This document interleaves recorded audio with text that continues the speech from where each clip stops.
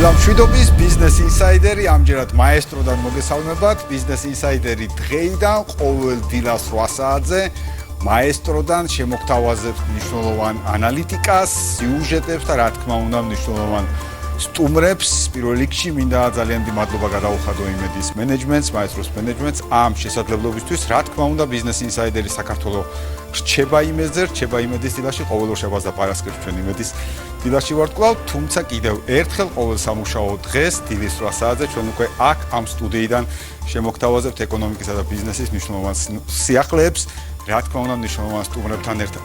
ამავდროულად ჩვენ თვეში ერთხელ შემოგთავაზებთ მთავარ რუბრიკას, შეიძლება ითქვას, ქვია რუბრიკა სტრატეგიული დისკუსიების მიმართულება მთავარ სტუმართან ერთად. ასევე და დღეს პირველი გადაცემა ბიზნეს ინსაიდერის პირველი რუბრიკა სტრატეგიული დისკუსიების და რა თქმა უნდა გვყავს პირველი სტუმარი საქართველოს ეკონომიკისა და მდგრადი განვითარების მინისტრი ქალბატონი მარიამ ქრივიშვილი. მივესალმებით ქალბატონ მარიამს, მოგესალმებით ქალბატონო მარიამ. ძალიან დიდ მადლობას გიხდით ბიზნეს ინსაიდერში სტუმრობისათვის. მართლაც ჩვენთვის განსაკუთრებული პატივია, რომ ჩვენს პირველ ახალ გადაცემას ახალ რუბრიკას სწორედ ეკონომიკის მინისტრი სტუმრობს და პირველ რიგში ცხადია, რა კითხვა თუ არა ეკონომიკის მინისტრთან მიმდინარე ეკონომიკური ზრდის მაჩვენებლები, რომლებიც ჩვენ გვაქვს, ჩვენ ნახეთ ერთი მხრივ საერთაშორისო საფინანსო ინსტიტუტების შეფასებით, თუმცა ამავდროულად ნახეთ განახლებული მაჩვენებლები, საბოლოო მაჩვენებლები, რომელიც საქსტატმა შემოგთავაზა. თუ შეიძლება დავიწყოთ ამ ნაწილით. პირველ რიგში მოგესალმებით, დილომშვიდობის, მივესალმები ჩვენს ტელემაყურებელს.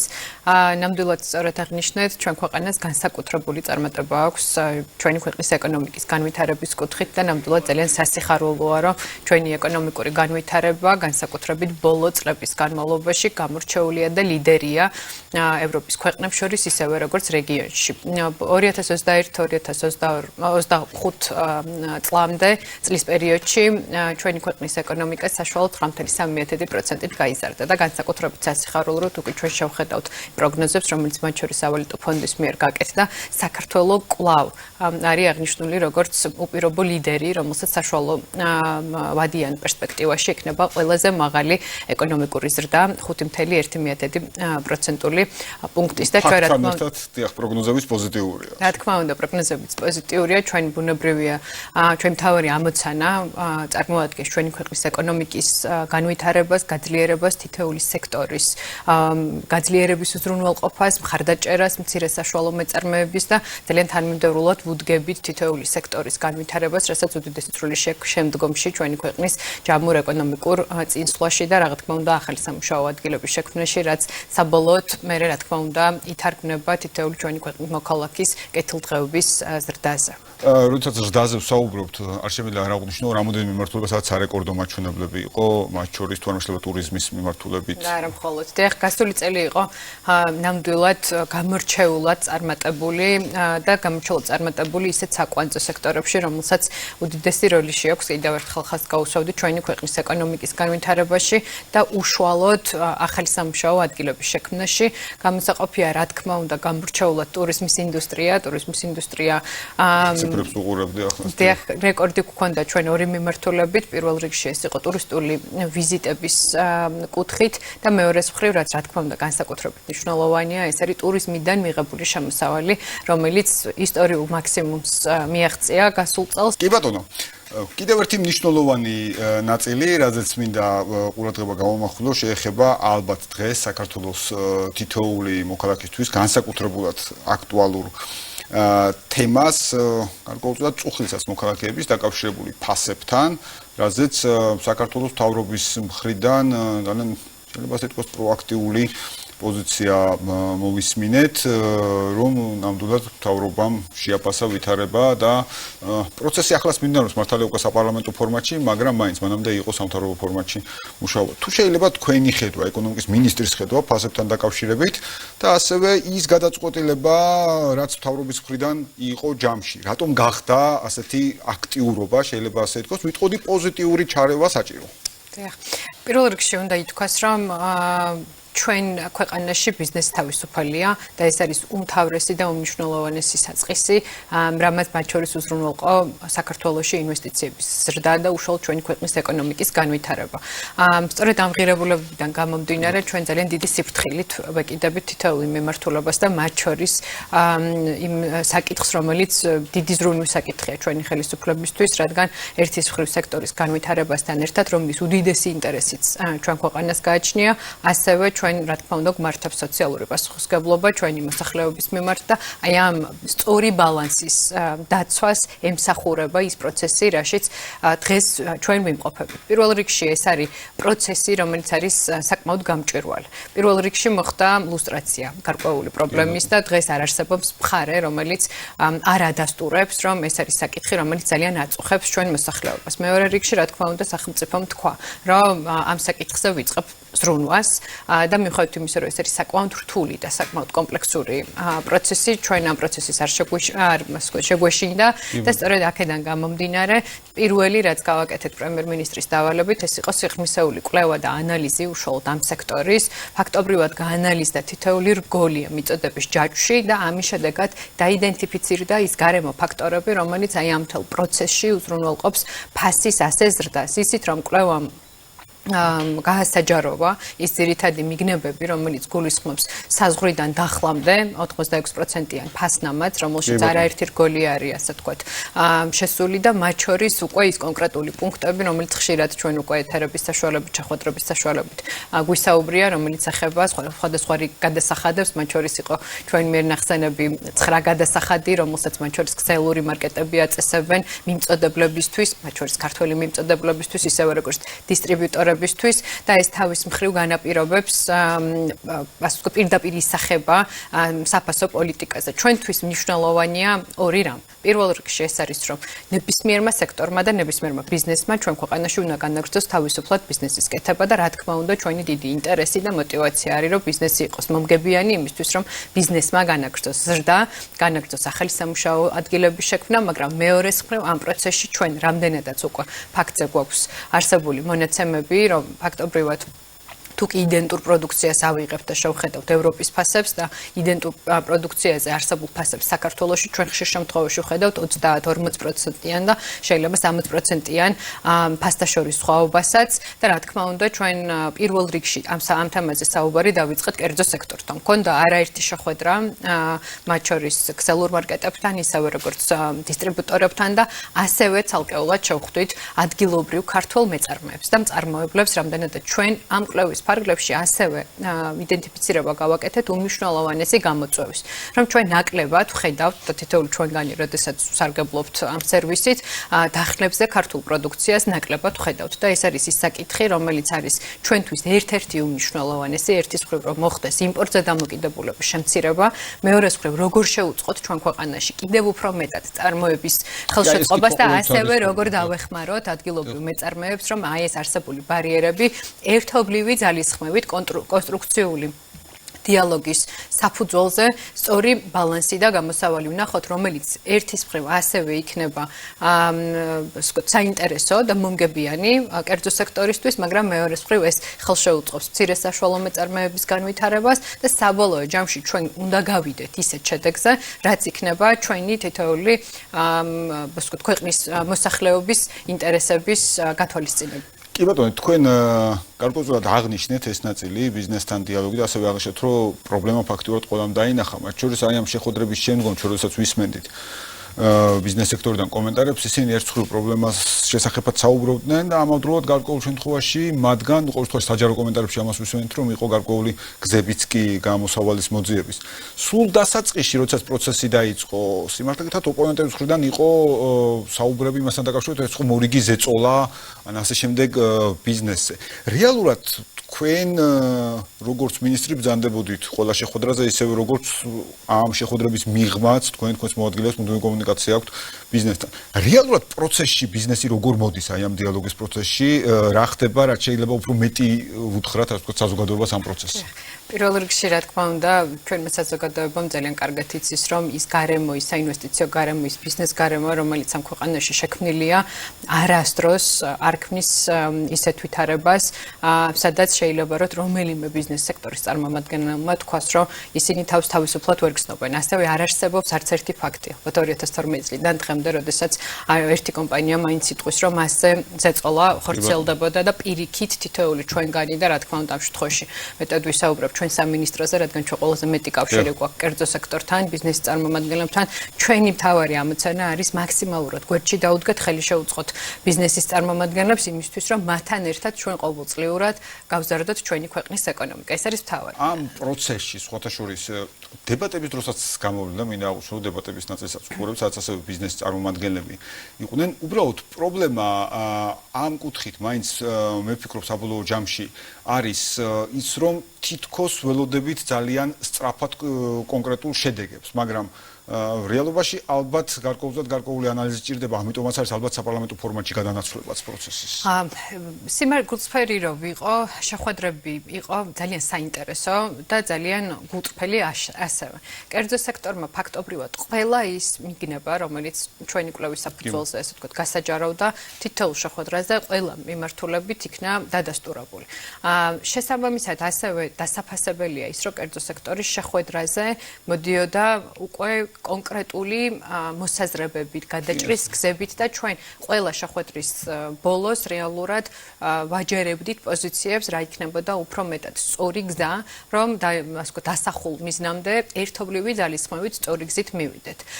რა თქმა უნდა, პროცესი გრძელდება, როგორც უკვე მოგახსენეთ, ეს არ არის მარტივი პროცესი, აქ გასათვალისწინებელია ძალიან ბევრი ფაქტორი, მათ შორის ბიზნესის ფაქტორები, ისევე როგორც სხვა პროცედურული და ტექნიკური საკითხები, იმისთვის, რომ ის გზა, რომელსაც სახელმწიფო კერძო სექტორთან ერთად აირჩევს, ეს უნდა იყოს მდგრადი პროცესი და ეს არ უნდა იყოს მოკლევადიანად მიღებული შედეგი, რომელიც გრძელვადაში ეფექტს არ მოგვცემს. აქედან გამომდინარე, პროცესი გრძელდება, პროცესი ახლა გადაინაცვლა უკვე პარლამენტში, კომისიის ფარგლებში, მოსახლეობას მათ შორის აქვს ძალიან კარგი შესაძლებლობა, რომ პირდაპირ ეთერის საშუალებით თავად მოისმინოს თითოეულ იმ საკითხთან მიმართებაში, კერძო სექტორის ისევე როგორც საპარლამენტო ასე ვთქვათ, უმრავლესობის ისე როგორც ოპოზიციური პარტიების შეხედულებები, შეფასებები და ვფიქრობ, რომ საკმაოდ ჯანსაღი, საკმაოდ კარგი პროცესია მოსახლეობისთვის, ისევე როგორც ბიზნეს სექტორის წარმომადგენლებისთვის და მე რა თქმა უნდა ძალიან ოპტიმისტურად ვარ განწყობილი ამ პროცესის მიმართ და დარწმუნებული ვარ, რომ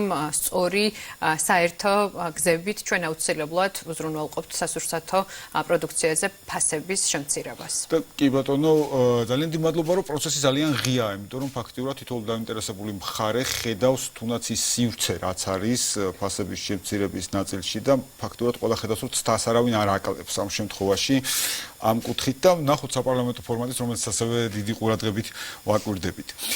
აუცილებლად მინდა გკითხოთ ერთი მნიშვნელოვანი საკითხი, სულ რამოდენიმე დღის წინ გასული კვირის ბოლოს მთავრობის ხდომაზე საქართველოს პრემიერ-მინისტრმა მათ შორის იგლხილთან დაკავშირებით კონკრეტული ახალი ციფრები მოგვაწოდა, რაც ასევე კომპანიის ადგილობრივი ხელმძღვანელობის მხრიდანაც დადასტურდა. გაყიდვების პირველი ფაზა ვნახეთ ჩვენ, ანუ აქამდე თითქოს რასაც მანამდე ციფრებს ვამბობთ, უკვე პრაქტიკაში და რეალობაში მოწ.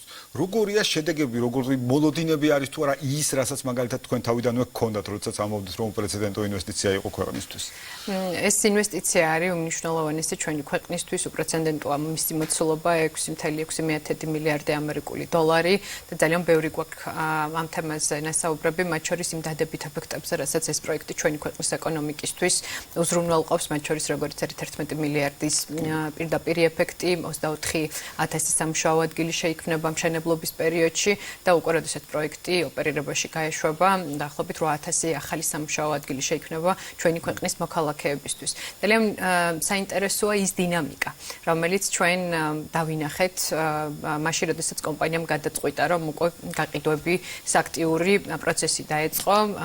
რამდენიმე კვირის წინ უკვე კომპანიამ გადაწყვიტა კრწანისის ტერიტორიაზე დაეწყო, ასე ვთქვათ, პირველადი გაყიდვების პროცესი. პროცესი 257 ვთქვათ საცხოვრებელი სივრცე გამოვიდა გასაყიდად და დღეს ჩვენ უკვე შეგვიძლია რომ კონკრეტული მონაცემებით ვიმსჯელოთ თუ როგორი ბალანსი დაჯდა უშუალოდ ამ გაყიდვების პერიოდში. პირველ რიგში იყო ძალიან სასიხარულო ის რომ 24 საათში სრულად გაიყიდა ის რაც გამოვიდა ბაზარზე.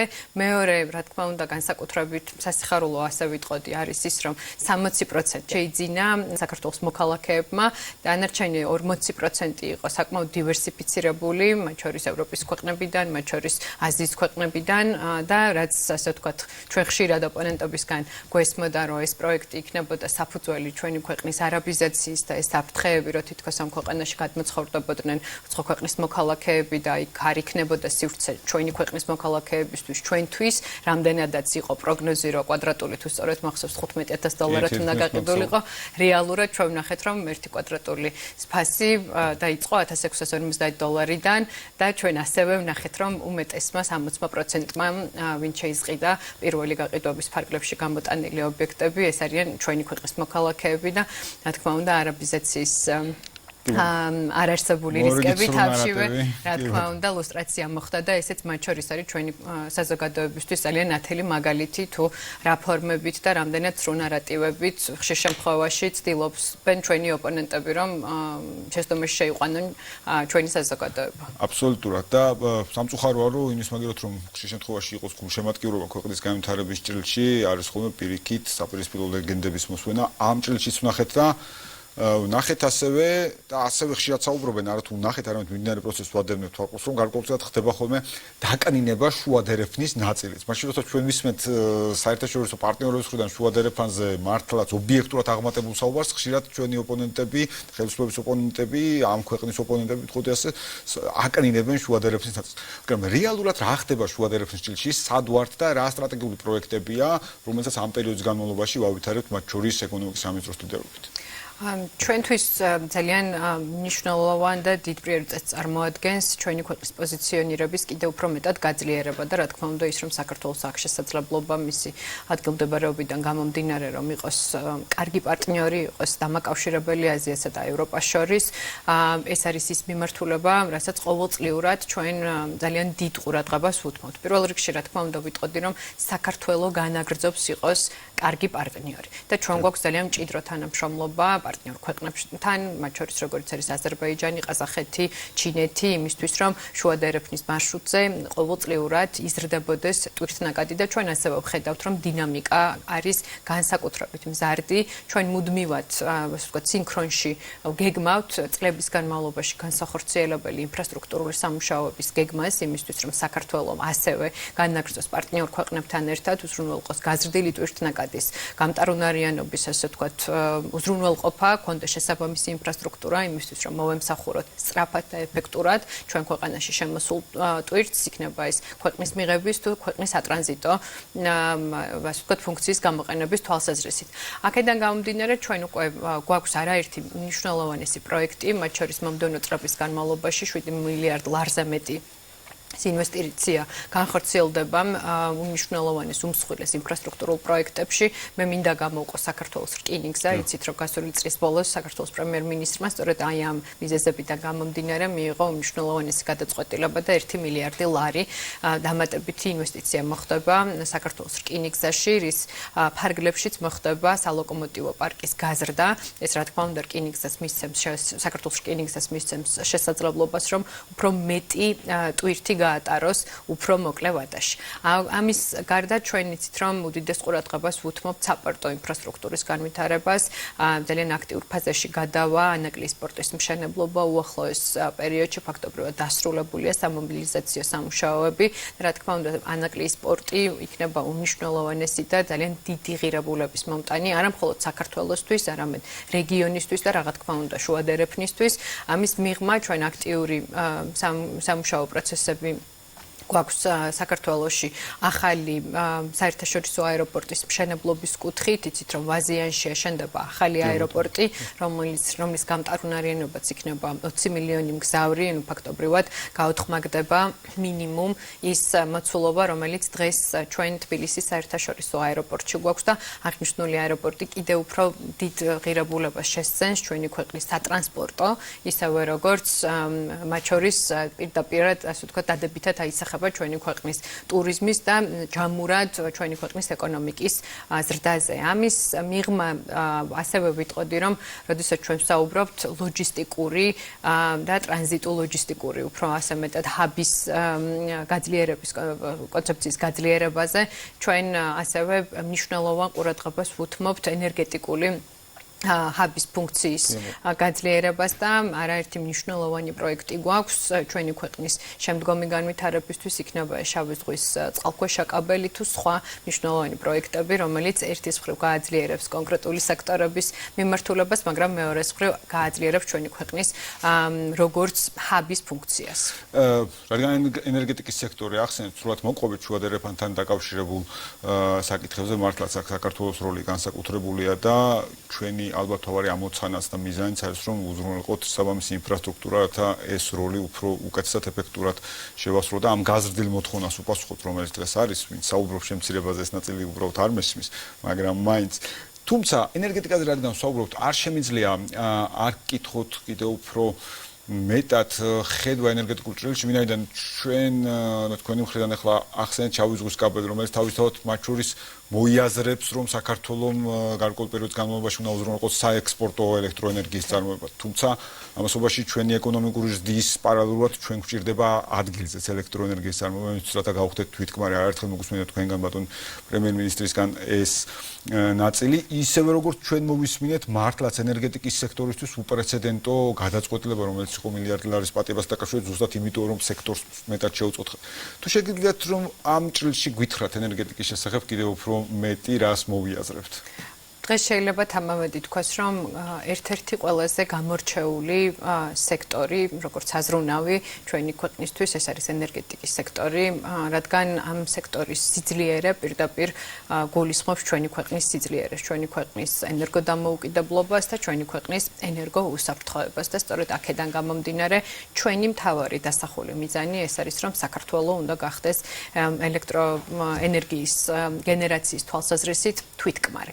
აი ამ ამოცანიდან გამომდინარე ჩვენ უკვე გვაქვს შემუშავებული ეკონომიკის სამინისტროში სექტორის განვითარების 10 წლიანი ხედვა, რომელიც პასუხობს აღნიშნულ მთავარ ამოცანას და ღირებულებას. ჩვენთვის უდიდესი მნიშვნელობა აქვს, რომ ერთის მხრივ იზრდებოდეს ყოველწლიურად დადგმული სიმძლავრე ჩვენ ქვეყანაში, იმისთვის რომ მათ შორის შემცირდეს იმპორტზე დამოკიდებულება ჩვენი ქვეყნისთვის. ჩვენ საბედნიეროდ ხედავთ, რომ ინტერესი საკმაოდ მაღალია ადგილობრივი, ისევე როგორც საერთაშორისო ინვესტორების მხრიდან. ჩვენ ვიცით, რომ მომდევნო 10 წლის განმავლობაში 2.5-ჯერ უნდა გაიზარდოს ამ ქვეყანაში დადგმული სიმძლავრე და აქვე რა თქმა უნდა აღინიშნოს, რომ ეს ამოცანა მხოლოდ და მხოლოდ შესრულებადია მაშინ, როდესაც ამ ქვეყანაში ექსპლუატაციაში შევა ისეთი უმნიშვნელოვანესი პროექტები, როგორიც არის ნესკრა ნამახვანი ხუდონი და ჩვენი ხელისუფლება გააკეთებს ყველაფერს იმისთვის, რომ ეს პროექტები განხორციელდეს. ჩვენ აუცილებლად ამ საქართველოში აუცილებლად აშენდება სამივე ჰესი, რომელიც კიდევ ერთხელ ხაზს გაუსვავ, ეს არის უმნიშვნელოვანესი ჩვენი ქვეყნის ენერგოუსაფრთხოებისა და ენერგოდამოუკიდებლობისთვის. ასევე ვიტყოდი, რომ საკმაოდ ბევრი მნიშვნელოვანი ცვლილება განხორციელდა ჩვენთან შემავალ ენერგეტიკულ საწარმოებში. ჩვენ ფაქტობრივად ყოველდღიურ რეჟიმში გვაქვს მჭიდრო თანამშრომლობა კერძო სექტორთან და მათთან ერთად ერთის მხრივ საკმაოდ გამჭვირვალედ და ღიად ვსაუბრობთ იმ არსებულ გამოწვევებზე, რომელიც დღეს სექტორშია დაგროვებული და მაგრამ მეორეს მხრივ მათთან ერთად ვსჯელობთ იმ სწორ გადაჭრის გზებზე, რომელიც დაეხმარება კერძო სექტორს, რომ ააჩქაროს პროექტების განხორციელება და ექსპლუატაციაში შესვლა. სწორედ ერთ-ერთი აი ეს უმნიშვნელოვანესი გადაწყვეტილება იყო საფუძველი აი კერძო სექტორთან აქტიური დიალოგისა, რადგან ჩვენ ვხედავდით, რომ წლების განმავლობაში უამრავი პროექტი იყო გაჩერებული, არსებობდა ვალდებულებები, რომელსაც კერძო სექტორი ვერ ასრულებდა,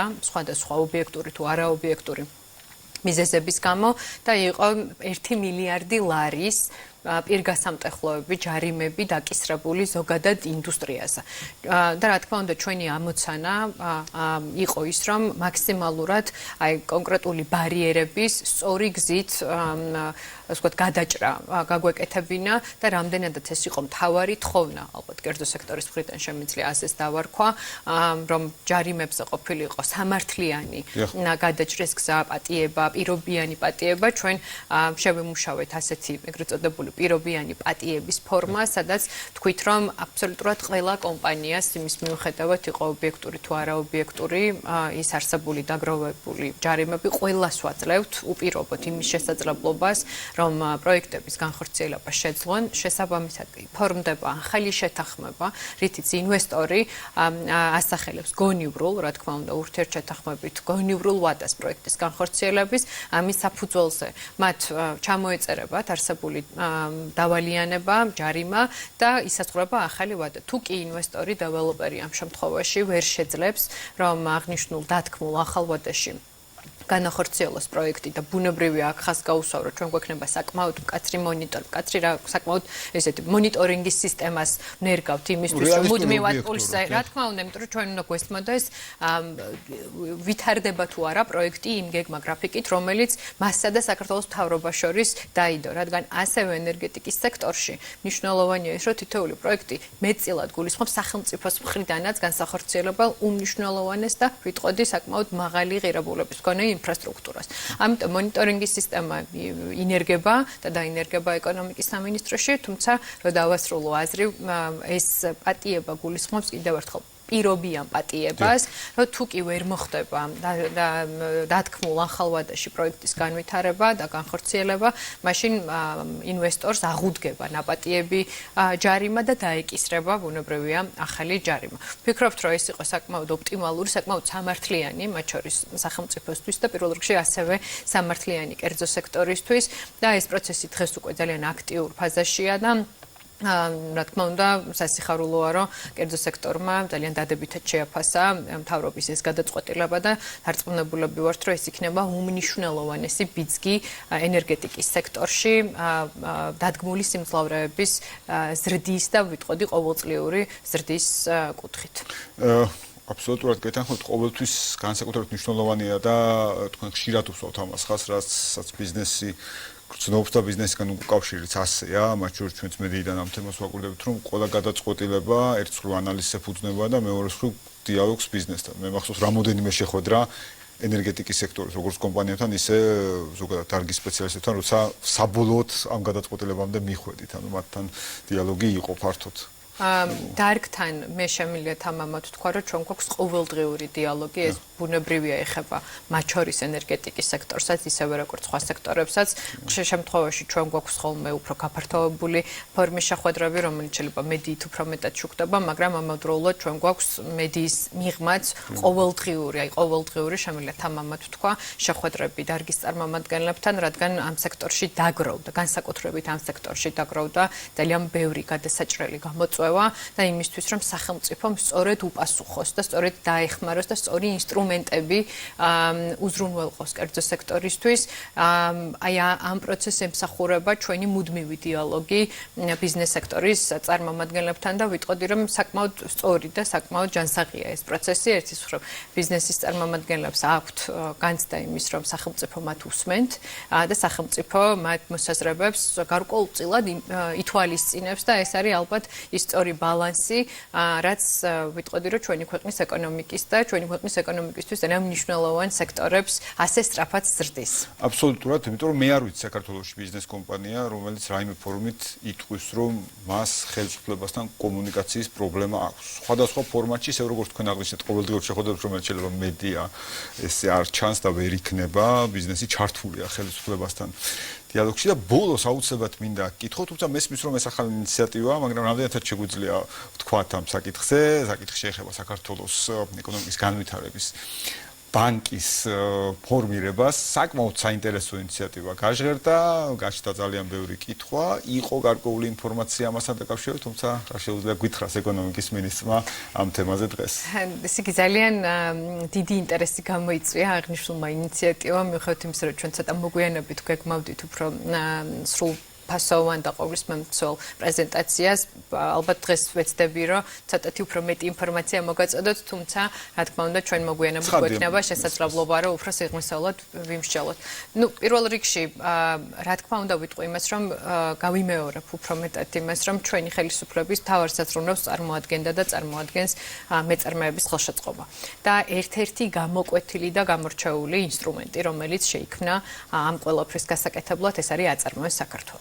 და წლების განმავლობაში ის სიკეთე, რომელიც ამ პროექტით განხორციელდა, აი დღეს შეგვიძლია პირდაპირ ხელშესახებად მოვიყვანოთ არაერთი მაგალითი, არაერთი საწარმო, არაერთი კომპანია, არაერთი სასტუმრო, რომელიც რომ არა სახელმწიფოს ეს პროგრამა დღეს ჩვენ ქვეყანაში ვერ ოპერირებდა. 2013 წლიდან დღემდე სახელმწიფომ 900 მილიონ ლარზე მეტი დახარჯა სწორედ ასეთი პროექტების მხარდაჭერისთვის და ძალიან სასიხარულო 15000-ზე მეტმა ბენეფიციარმა ისარგებლა ამ მხარდაჭერით და სწორედ ამ 900 მილიონმა ლარმა უზრუნველყო ის, რომ 15000-მა ბენეფიციარმა შეძლო და დაახლოებით 6 მილიარდი ლარის ინვესტიცია განახორციელა ჩვენი ქვეყნის სხვადასხვა ეკონომიკურ სექტორებში. შეიქმნა 90000-ზე მეტი სამუშაო ადგილი და ეს არის რა თქმა უნდა მნიშვნელოვანი კონტრიბუტორი კიდევ ერთხელ ვიტყოდი ჩვენი ქვეყნის ეკონომიკაში. ბუნებრივია რომ ბიზნესები დინამიურად ვითარდება, სექტორები დინამიურად ვითარდება და ბიზნეს საჭიროებიც მუდმივად ცვალებადია და კიდევ ერთხელ გამომდინარე მათ ამ მჭიდრო თანამშრომლობისა ჩვენ ყოველთვის ვცდილობთ რომ ყოველწლიურად სახელმწიფომ თუ კი საჭიროა ადაპტირება გააკეთოს და შეცვალოს მიდგომა, რომელიც უფრო მეტად დაეხმარება კერძო სექტორს შექმნას დამატებითი ეკონომიკური ღირებულება. აი ამ ყველაფრიდან გამომდინარე ჩვენ ძალიან ბევრი კვლევა გავაკეთეთ მათ შორის, რომელმაც შეაფასა არსებული პროგრამები, ისევე როგორც კერძო სექტორის საჭიროებები და დადგა ჩვენ ქვეყანაში დრო იმისა, რომ გამსხვილდეს არსებული პროგრამა და შეიძინოს ბევრად უფრო მნიშვნელოვანი ინსტრუმენტები, მათ შორის სასესხო კომპონენტში, მათ შორის საგრანტო კომპონენტში და ისეთი კომპონენტები, რომელიც დღეს მაგალითად აწარმოეს საქართველოს არ აქვს. მათ შორის ვიტყოდი, რომ ოპტიმიზაციის ფარგლებში გაუქმდება გარკვეული, ასე ვთქვათ, უწყებები, იცით საჯაროდ უკვე ითქვა ფონდის გაუქმების შესახებ და აწარმოეს საქართველოს უკვე ახალ გამსხვილებულ ფორმატში ჩვენ გვექნება ძალიან საინტერესო ახალი მიმართულება ფონდის სახით, რომელიც დაფარავს ფაქტობრივად ყველა მიმართულებას. ასევე ვიტყოდი, რომ საქართველოს ეკონომიკის განვითარების ბანკი, რომელიც ვფიქრობ, რომ უკვე საკმაოდ მოკლე ვადაში იქნება შესაძლებელი, რომ ვთქვათ, ფორმირდეს როგორც ახალი სტრუქტურა, დაფარავს ყველა სექტორს. და ჩვენ უკვე ვისაუბრეთ ენერგეტიკის სექტორზე და მინდა ასევე გამოვიყენოთ დღევანდელი ეთერი საშუალებად, რომ ვთქვა, რომ ჩვენ გეგმავთ საკმაოდ დიდი ყურადღება დაუთმოთ ენერგეტიკული პროექტების მხარდაჭერას, რაც დარწმუნებულები ვართ, რომ პირველ რიგში ააჩქარებს არსებულ პროექტებს და მეორეს მხრივ ასევე თავის დადებით, ასე ვთქვათ, ეფექტსაც მისცემს ეკონომიკური ზრდის, ასე ვთქვათ, დაჩქარების და კერძო სექტორის მხარდაჭერის კუთხით. ასევე ვიტყოდი, რომ ჩვენი დიდი საზრუნავია ქვეყანაში წარმოების ხელშეწყობა და ამ მიმართულებით საკმაოდ ყურადღება, საკმაოდ დიდი, ესე ვთქვათ, კომპონენტი იქნება განვითარების ბანკში წარმოების ხელშეწყობა. უკვე ჩვენ ვისაუბრეთ, რომ ჩვენი ხელისუფლების ამოცანას წარმოადგენს იმპორტზე დამოკიდებულების შემცირება და შესაბამისად ჩვენ უნდა ვუზრუნველყოთ ადგილზე წარმოების ხელშეწყობა და ეს არის ალბათ ის ზოგადად მიმართულება, რომლებიც დაიფარება საქართველოს ეკონომიკის განვითარების ბანკიდან, თუმცა მომდევნო პერიოდში ჩვენ უფრო სიღრმისეულად, საჯაროდ, რა თქმა უნდა, გვექნება შესაძლებლობა, რომ თითოეული ახალი ინიციატივასა თუ პროგრამაზე, მათ შორის თქვენი მედიის საშუალებითაც უფრო მეტი მოუყვეთ ჩვენ საზოგადოებას. დიდი მადლობა, რომ ამ საკითხთან დაკავშირებით გვესაუბრეთ, მეტი ინფორმაცია მოგვეცით და უფრო ყურადღებით ველოდებით ბუნებრივია შემდგომ პრეზენტაციას ამ კუთხით. დიდი მადლობა მინდა გადაგიხაროთ ქალბატონო მარიამ ბიზნეს ინსაიდერში, ჩვენს ახალ სტუდიაში, ახალ გადაცემაში, პირველი სტრატეგიული დისკუსიების სტუმრობისთვის. წარმატება მინდა გისურვოთ. მე დარწმუნებული თქვენ საკმაოდ ღია ხართ მედიისთვის და მე დარწმუნებული ვარ, რომ ჩვენ არაერთხელ მოგვეცემა საშუალება თქვენთან, თქვენი უწყების ასევე ხელმძღვანელ პირებთან ვისაუბროთ არაერთ აქტუალურ საკითხზე, რომელიც არის ხოლმე ბიზნესისთვის ძალიან მნიშვნელოვანი. მადლობა. კიდევ ერთხელ. დღეს ბიზნეს ინსაიდერი ამით დასრულებულია. კიდევ ერთხელ პირველი ბიზნეს ინსაიდერი, პირველი სტრატეგიული დისკუსიით ეკონომიკის და განვითარების მინისტრთან ქალბატონ მარიამ ქრუიშვილთან. დღეს ამით დასრულებულია. ჩვენ დავბრუნდებით ხვალ ტრადიციულად დილის 8 საათზე. მადლობა.